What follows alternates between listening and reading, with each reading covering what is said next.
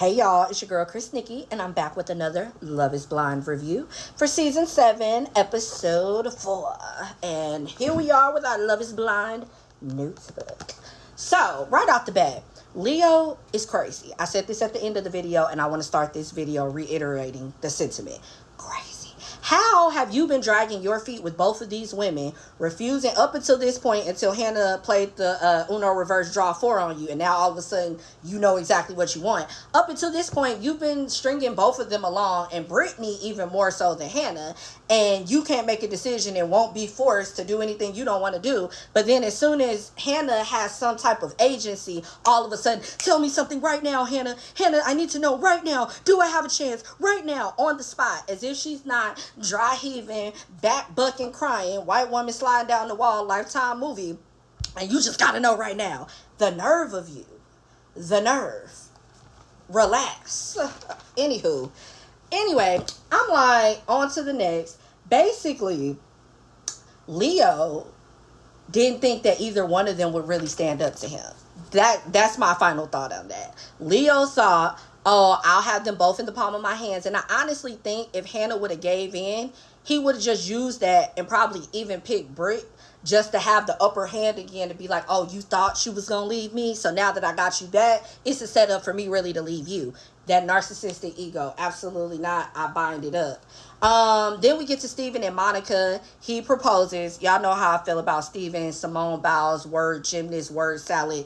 Don't ever say nothing directly.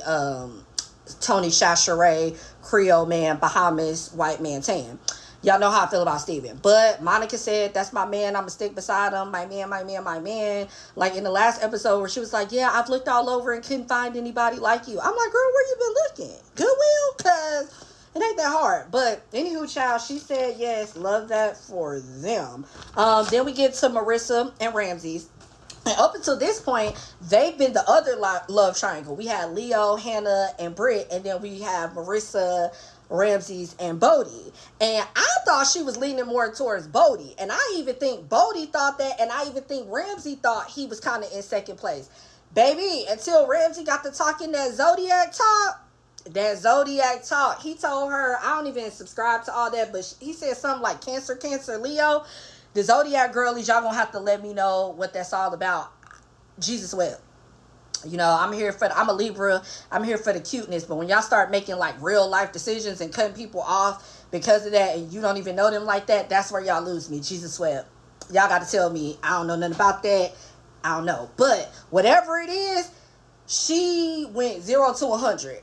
Like 0 to 100, like I said. She literally went from you alright to Cancer, Leo. Is this my husband? Like, the switch was crazy. That's why I'm like, y'all Zodiac girlies with that Zodiac talk, y'all got to tell us what that means. Because I was like, dang. And she even joked, like, let me go find Bodie and tell him right now that it's over. And then really, actually, I thought she was joking. And then the next scene, she literally went to Bodie and was like, yeah, so it's going to be a no for me, dog. And I was like, dang. Like, whatever this Zodiac thing is, that really sealed the deal for Marissa, for her and Ramses. And side note, before I get off you, Marissa, don't ever play with Will Ferrell like that. The fact that she said, oh, pick between Adam Sandler and Will Ferrell, and then it's like, oh, it's only one right answer. Will Ferrell makes dumb humor. Have you ever seen an Adam Sandler movie? Girl, they both make dumb humor. And I would argue that Adam Sandler's movies are a little bit more dumb humor than Will's. And I like them both, but I'm like, what's the metric we're using here? And never disrespect Talladega Nights like that. Will Ferrell's an icon, a national treasure. Don't do that. Anyway, back at the men's quarter, Leo and Nick and the guys are talking. Did y'all catch that Freudian slip? He over there talking about Hannah and so say Brittany. And Nick called it. He said, oh, see, you can't even keep your line straight. That's how I know it's not about Hannah or Brittany. He really doesn't care about either one of them. This is all about ego. You think you're the rich, hot guy who comes from the great family with the art dealing business. So in your mind, you've probably been always put on this pedestal and everybody wants your money, let you tell it. And so you just can't fathom like, oh, the peasants don't want me? The poor people don't want me? Oh, there must be a mix-up. Like, get over yourself. So I think that's all about ego. I'm glad Hannah clocked it. When they got back in, Did y'all see this bait and switch he pulled? Oh, well, yeah, because it was mutual. We broke up. No, you were begging me and screaming at the top of your lungs yesterday, begging for the hopes, the breath of another chance. All the way into today, and now I'm telling you no, and then it's an instant, oh yeah, we weren't meant for each other. I'm glad this was mutual. And by the way, can you go lie to Brittany and tell her that this was mutual all the time and like none of this happens and that I really love her and she's been my, destined love from day one? Mental illness. And I'm not even being like disrespectful to mental illness. Like, no, for real. Mental illness. Narcissism is a mental illness.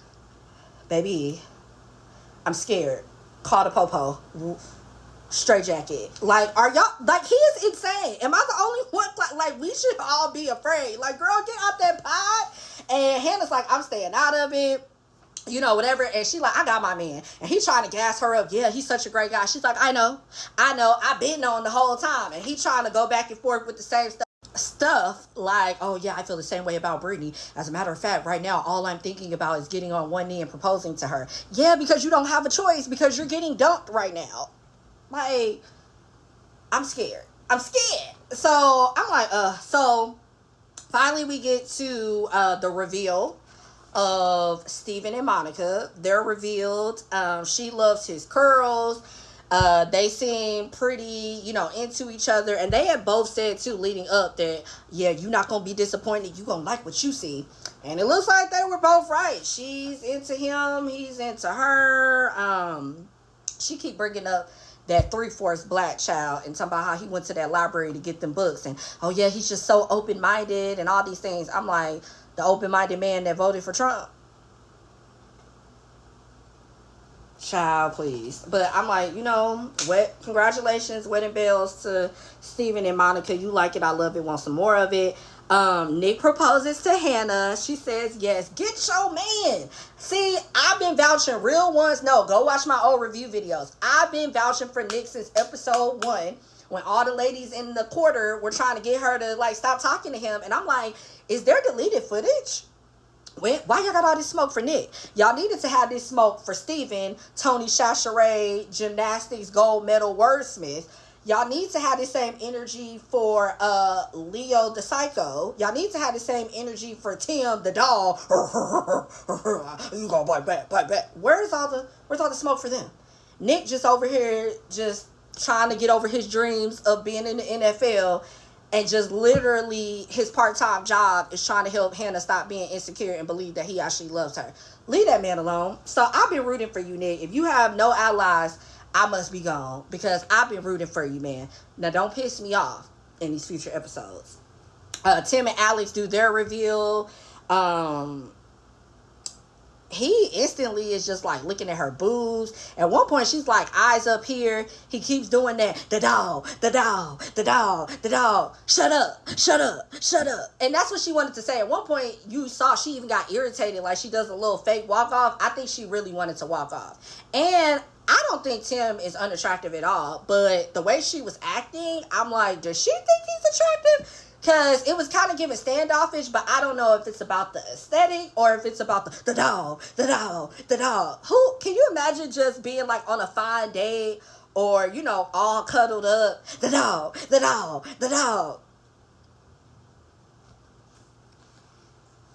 Somebody called a kennel. Anyway, yeah, he was like, I knew you was fine. And then basically to end this drama on Leo and Britt, why are you in the room? Brittany, why are you even still at the experiment? But she goes to the pod. Hannah already put her up on game. And your gut knows that this man is full of it. And that he's crazy and he's been playing you. Britt, stand up. I just want to yank her by her beach blonde extensions. Wake up, white sis. But anyway, she get to trying to read this letter, talking about, oh, it started off lovey, but then I crossed it all out because I'm still hurt. Duh, that's why you need to be gone. But anyway, she stays and actually falls for the okie doke and lets this man really suck her back in. And then he says at the end, oh, I love you. And the episode ends with him saying, because I know you like to hear it. Are you serious? I literally wrote that down. I know you liked hearing it. That's what he said. If that is not a narcissist, I don't know what is. It's giving like, oh yeah, I'm doing you a favor. Like, oh yeah, you've been begging for it this whole time. Here, damn.